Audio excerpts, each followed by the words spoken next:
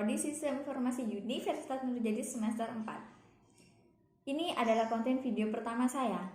Dan di konten video pertama ini, saya akan mengobrol, sharing bersama teman-teman saya seputar COVID-19. Dan nantinya juga akan menjawab pertanyaan-pertanyaan yang telah dikirimkan teman-teman. Nah, sebelum masuk ke pembahasan, yuk kenalan dulu sama teman-teman saya. Yang pertama adalah Assalamualaikum warahmatullahi wabarakatuh. Nama saya Arifia Zilaisyani. Saya dari program studi Profesi Nurse Tikes Dr. Sugandi Jember. Dan yang kedua adalah Hai, Assalamualaikum. Saya Arvinda Eka Priyanti. Saya merupakan perekam medis dan saya juga merupakan lulusan dari Politeknik Negeri Jember. Yuk langsung saja masuk ke dalam pembahasan. Ini dia. Yang pertama, bagaimana manusia bisa terinfeksi COVID-19? Yang akan dijelaskan oleh teman saya yaitu Ervinda. Silakan. Ya, terima kasih Mbak Hila. Jadi di sini seperti yang kita ketahui, virus corona itu corona yang COVID-19 ini bermula dari Wuhan, China. Wabahnya mulai dari China, kemudian menyebar ke seluruh dunia. Awalnya dari virus COVID ini merupakan asalnya tuh dari hewan liar yang dimaksa secara mentah atau tidak diolah oleh masyarakat setempat di Wuhan, China. Nah, dari virus itu jika sudah masuk ke manusia yang sudah tertular bisa menularkan ke manusia lainnya melalui droplet atau percikan air, baik itu air liur ataupun lendir seperti itu yang keluar dari mukosa kita seperti mulut, hidung, dan anus. Nah, seperti itu. Kemudian juga penyebabnya bagaimana kok bisa tertular? Salah satunya dengan kontak fisik. Jadi misalkan kita berjabat tangan seperti itu. Kemudian selain dengan adanya kontak fisik, bisa juga dengan menyentuh objek yang sudah terpapar virus. Contohnya di sini adalah gagang pintu atau mungkin besi atau pagar atau di tempat-tempat keramaian seperti itu. Jadi kan misalkan nih secara logika nih ya, misalkan ada pasien yang positif corona, kemudian dia bersin tanpa menggunakan tisu atau tanpa menggunakan lengan seperti itu. Jadi langsung bersin dengan ditutup pakai telapak tangan kita kayak gini, cara bersin, otomatis droplet yang dikeluarkan kan nempel di tangan. Terus kemudian orang itu langsung memegang benda mati, contohnya seperti gagang pintu di tempat-tempat kayak di tempat umum atau di kayak toko-toko kayak gitu. Kemudian virus itu tidak langsung bisa menghilang. Jadi virus itu akan tetap hidup di benda mati kayak di besi itu sekitar lebih dari 12 jam. Nah, setelah itu jika ada orang lain yang memegang benda tersebut, nah ada kemungkinan akan tertular dengan virus yang sama. Jadi contoh-contoh penyebarannya seperti itu. Oke. Sudah dijelaskan tentang awal mula COVID-19. Sekarang kita akan menuju pertanyaan yang kedua, yaitu gejala COVID-19. Apa sih gejala COVID-19 itu yang akan dijawab oleh Alivia? Jadi gejala-gejala yang biasanya ada di orang yang sudah terinfeksi COVID-19 ini, ada beberapa orang yang bilang per hari itu berbeda ya, semakin hari gejalanya semakin memburuk.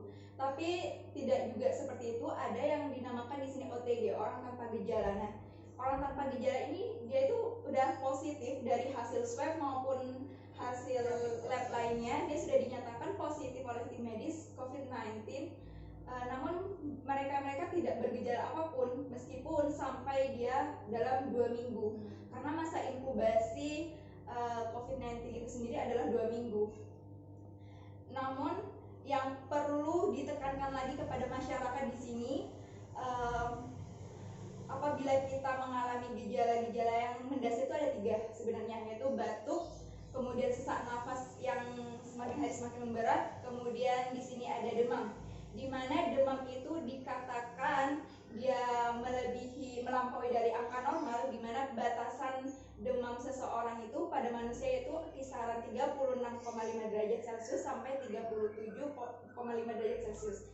Apabila seseorang mengalami demam yang cukup tinggi di atas kisaran tersebut 37,5 tersebut, bisa masyarakat untuk dihimbau langsung untuk memeriksakan dirinya ke pelayanan kesehatan terdekat seperti itu. Ini aku agak bingung gitu ya, gimana perbedaannya antara gejala COVID-19 sama influenza itu kan sama.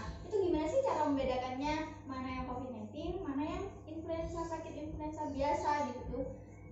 Akan dijawab oleh Vinda. Sebenarnya kalau kita ngomongin tentang perbedaan influenza dan COVID-19 ini sebenarnya hampir sama, karena dari gejalanya juga pun sama seperti itu. Sedangkan kalau dari penyebabnya sendiri, kalau influenza itu penyebabnya dari virus, nama virusnya itu adalah rhinovirus, itu yang menyerang saluran pernapasan. Keluhannya juga sama, bersin-bersin gitu, tersumbat dan berair, sakit tenggorokan, sakit kepala ringan, juga ada yang mengalami demam namun jarang. Biasanya gejala ini itu berlangsung selama 1-3 hari. Sedangkan kalau COVID-19 ini merupakan terjadi karena infeksi dari virus corona atau coronavirus.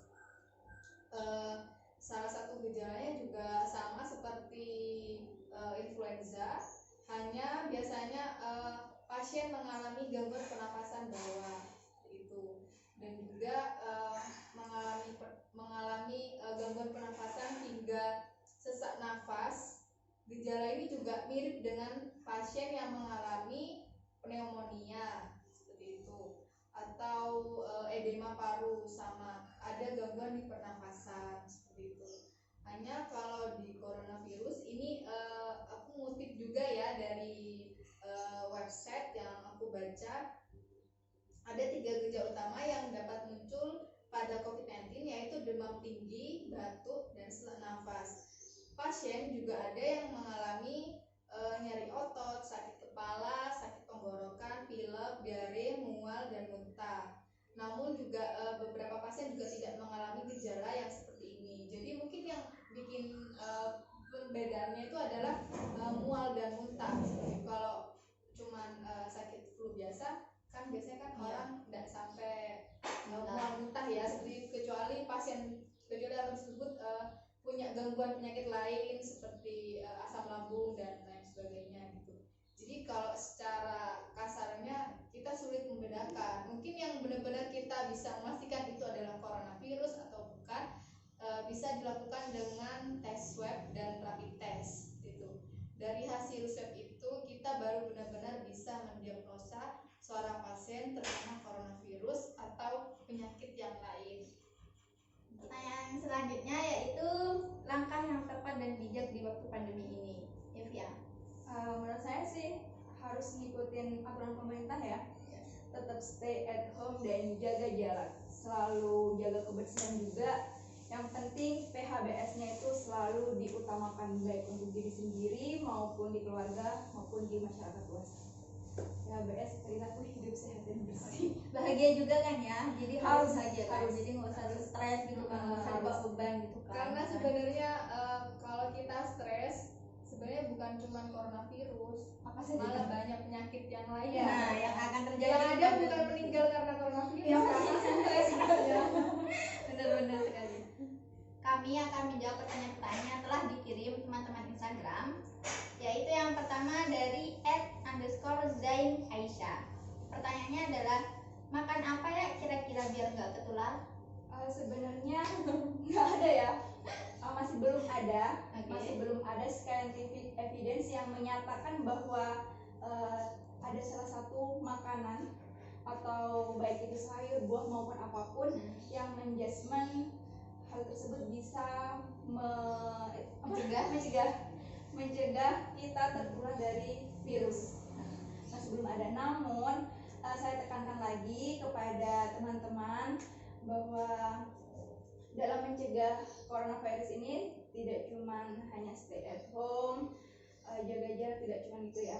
Yang paling penting yang harus kita jaga di dalam tubuh kita itu adalah sistem imun. Jadi untuk membuat sistem imun kita menjadi lebih sehat, daya tahan tubuh kita menjadi lebih meningkat, itu ada beberapa faktor, baik faktor internal maupun eksternal. Faktor internal itu sendiri dari pola makan kita, apabila kita lebih banyak makan yang konsumsi banyak serat, banyak mengandung vitamin maupun mineral, hal tersebut kan paling banyak tuh di sayur, buah-buahan.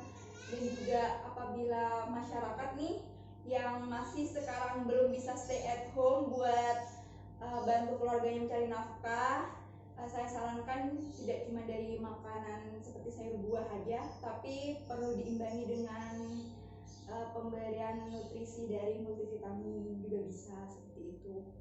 Kemudian untuk jaga daya tahan tubuh ini juga bisa dilakukan dengan cara jaga pola istirahat kita, terutama tidur ya. Kalau orang dewasa itu kisaran tidur normal yaitu 7-8 jam, itu paling baik. Nah, untuk menjaga kesehatan. Kemudian dari pola tidur juga kita diimbangi dengan olahraga ringan. Di rumah kita bisa berolahraga itu minimal 30 menit bisa kita lakukan seperti itu. Supaya nggak cuman daya tahan tubuh aja, tapi otot dan peregangan tubuh kita juga ini bisa beraktivitas bagus seperti itu. Tapi yang paling penting, saya tambahin lagi ya. Tapi yang paling penting di sini adalah pola stres yang tadi dibahas ya. Pola stres itu sangat besar pengaruhnya pada sistem imun. Kenapa? Di dalam tubuh kita ada yang namanya satu hormon, yaitu hormon kortisol. Di mana hormon kortisol ini apabila kita stres, hormon kortisol itu akan meningkat. Ekspresinya itu akan meningkat dan hormon kortisol ini dapat menghambat tuh yang namanya peningkatan fungsi-fungsi dari sistem imun kita, baik dari sel T-nya maupun sel B-nya seperti itu. Jadi saya sarankan meskipun stay at home, kemudian penghasilan juga menurun, alangkah baiknya kita tetap harus jaga emosional kita agar nggak Tetap bahagia gitu ya. Boleh tanya nggak Kak ini? Kan dari yang kita ketahui juga ada nih banyak orang yang menganjurkan beberapa minuman atau ramuan herbal untuk katanya sih bisa mencegah coronavirus. Contohnya kayak jahe merah, kunyit gitu. Nah, itu bener gak sih Kak, sebenarnya ngaruh gak cegah coronavirus? Nah, sebenarnya kalau kayak ramuan-ramuan kayak gitu, jahe, kunyit, temulawak, kebanyakan yang terdapat kandungan di dalamnya itu adalah zat fenolik. Dimana zat fenolik di sini fungsinya adalah untuk anti-inflamasi, yaitu untuk menghambat proses peradangan dalam tubuh. Namun di sini juga masih belum ada, yang saya katakan lagi, masih belum ada basic penelitian yang mengklaim bahwa tumbuhan-tumbuhan tersebut mengandung antiviral khusus buat COVID-19 maupun virus-virus yang lain. Mungkin itu bisa jadi juga buat ini ya, cuma untuk meningkatkan imunitas kita. Boleh saja, namun tetap sehat gitu kan. Tapi tetap dalam kadar yang Kadar sesuai. yang Iya benar. tidak berlebihan ya. Pertanyaan selanjutnya dari teman-teman Instagram, yaitu dari @dwiputridianispurli. Pertanyaannya adalah, kan virus COVID-19 awalnya dari Cina. Kenapa sampai bisa tersebar luas sampai ke Indonesia, Arab, dan lain-lain? Padahal bukankah di setiap negara berbeda iklim maupun suhunya? Bagaimana nih, Vin? Jadi kalau secara logika nih kan nggak mungkin ya yang namanya coronavirus ini menyebarnya melalui udara, dibawa melalui angin seperti itu ya, terus tersebar di luar di seluruh dunia gitu ya, nggak mungkin ya, karena juga masih belum ada penelitian yang menyatakan seperti hal yang demikian seperti itu.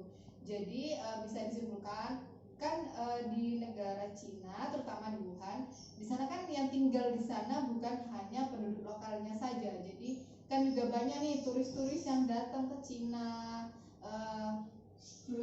wisata atau mungkin mereka kerja di Cina. Kemudian ketika mereka lockdown kayak gitu, otomatis mereka kan kembali ke negara masing-masing. Nah, tanpa mereka sadari, mereka sebenarnya telah membawa virus, yaitu virus corona. Sehingga dari satu orang tersebut ketika sudah sampai di negara masing-masing mungkin akan berinteraksi dengan beberapa orang dan melakukan kontak fisik seperti itu. Jadi kan mungkin orang tersebut tidak menyadari kalau dia membawa virus, karena mungkin juga salah satu termasuk yang OTG, orang tanpa gejala. Jadi ternyata sudah menyebarkan beberapa virus ke orang yang lainnya seperti itu. Jadi gitu jawabannya. Oke. Ya, jadi dari turis gitu. Ya. Oke, untuk selanjutnya apa manfaat dan kerugian dari adanya COVID-19 ini? Jelaskan. Ini pertanyaan dari teman-teman Instagram, yaitu dari @ispina_m.k. Bagaimana Via? Banyak sih ya kekurangan maupun kelebihan yang didampakkan dari si COVID-19 ini sendiri. Kalau dilihat dari segi kelebihannya, mungkin karena ada aturan pemerintah yaitu untuk tetap tinggal di rumah, jadi kita yang tadinya sangat renggang dengan keluarga, kita jadi didekatkan kembali dengan keluarga, kita bisa beraktivitas full time dengan keluarga, dan juga mungkin beribadah juga lebih khusyuk ya kalau di rumah seperti itu. Banyak sih kalau misalkan dari segi kekurangan sangat Kerugian. ya kerugian lebih Ekonomi banyak ya, ekonomi terutama ekonomi itu bagi mereka-mereka yang mungkin berjualan biasanya aktivitas di luar seperti itu. Kemudian juga banyak pegawai yang PHK ya sekarang ya dari perusahaan-perusahaan banyak banget. Kemudian dari tenaga medis, karena saya pribadi juga salah satu tenaga medis, sangat berduka cita yang mendalam dari beberapa teman sejawat ya yang sangat kehilangan sekali mereka-mereka yang sudah berjuang di garda depan untuk mengatasi wabah ini. Itu sangat luar biasa. Terus yang selanjutnya dari @khms_21. Pertanyaannya adalah tanggapan melalui adanya pandemi COVID-19 ini. Gimana nih, Vin? Tanggapannya, Vin? Tanggapannya ya, terutama kalau tanggapan saya sendiri sebenarnya sangat sangat bisa dibilang sangat menyedihkan sih wabah ini, karena wabah ini juga lama sekali ya, dari awal tahun ya. Kalau di Cina sendiri kan mulai dari Desember, dari 2019 kan. Cuman di Indonesia ini mulai dari awal-awal tahun, dari sekitar bulan Februari Maret itu ya. Jadi sebenarnya sudah yang disampaikan oleh Alivia, banyak sekali dampak yang kita dapatkan, terutama yang dampak negatif ya, dampak negatif. Jumlah pasien makin hari makin bertambah seperti itu, penyebarannya sangat cepat gitu ya. Bahkan banyak orang yang benar-benar OTG atau orang tanpa gejala ini yang sangat berbahaya, karena si pasien ini tidak merasakan sakit apapun, tapi ternyata dia sudah menyebarkan virus ke banyak orang. Itu gunanya kita itu harus melaksanakan yang namanya physical distancing, yaitu menjaga jarak. Terus kita juga harus sering-sering cuci tangan pakai sabun. Kalau nggak ada sabun ya bisa pakai hand sanitizer kayak gitu. Yang paling utama lagi, kita harus pakai masker kemanapun, walaupun cuman ke warung depan nih, nah kita kan nggak tahu nih sekitarnya ada virus atau enggak ya. Karena dari web yang saya baca itu, ketika kita berbicara saja kita itu bisa menularkan 1000 virus, sedangkan ketika kita bersin atau kita bersin itu bisa menularkan 3000 virus, dan ketika kita batuk itu bisa menularkan lebih dari 4000 virus. Jadi ngeri nggak tuh ya? Iya ya. Bayangin kita cuma ngomong nih 1000 ini 1000 bisa virus keluar ya. ya, karena kita nggak sadar. Mungkin kita lihatnya kita ngomongnya nggak muncrat nih, tapi kalau kita lihat menggunakan alat khusus sebenarnya ada muncratan gitu ya, yang namanya droplet gitu. Jadi kenapa kalau ngomong sebenarnya bilangnya nih satu meter nih ya, atau 1 meter gitu ya minimal ya. Terus juga harapan saya sih wabah ini segera berakhir. Jadi semoga selesai Ramadan ini Ramadan berakhir dan wabah ini Iya. juga berakhir. Amin amin. Biar kita juga bisa silaturahminya bisa salaman Iya. yang Kangen sah nih. gitu, kayak gak sah gitu kan ya kalau minta maaf cuma secara online gitu kan ya. Ya semoga wabah ini segera berakhir juga, Biar membaik kembali ya. ya semoga bumi segera membaik ya dimanapun. Oke, pertanyaan terakhir. Langkah yang tepat dan bijak di waktu pandemi ini. Pi, gimana Pi? Langkah yang tepat nih Pi. Maka yang tepat Ya. seperti tadi, Oke. tetap di rumah kalau tidak ada kepentingan apapun, jaga jarak dengan siapapun, jaga kebersihan, dan tetap harus fit. Pakai masker, Yes. pakai masker dan cuci tangan. Kalau nggak penting, mending stay at home Iya. aja. Rebahan. Tapi jangan terlalu ya. Jadi Iya. jangan sampai Kalau terlalu rebahan juga. juga kubitus kan. Nah, udah nih sekarang penjelasannya udah, kita ngobrol-ngobrolnya, sharing-sharingnya udah nih. Terima kasih juga buat teman-teman yang sudah berpartisipasi mengirimkan pertanyaan ke Instagramku seputar COVID-19 ini. Terima kasih juga buat Via yang sudah hadir, buat Vinda juga, terima kasih Vinda. Semoga harapanku sih cuma satu ya, semoga COVID ini segera berlalu, biar semuanya membaik dan beraktivitas seperti semula lagi gitu kan. Sudah nih untuk membahas seputar COVID-19-nya dan juga telah menjawab pertanyaan-pertanyaan yang telah dikirimkan teman-teman kepada Instagram saya. Semoga jawaban-jawabannya memuaskan dan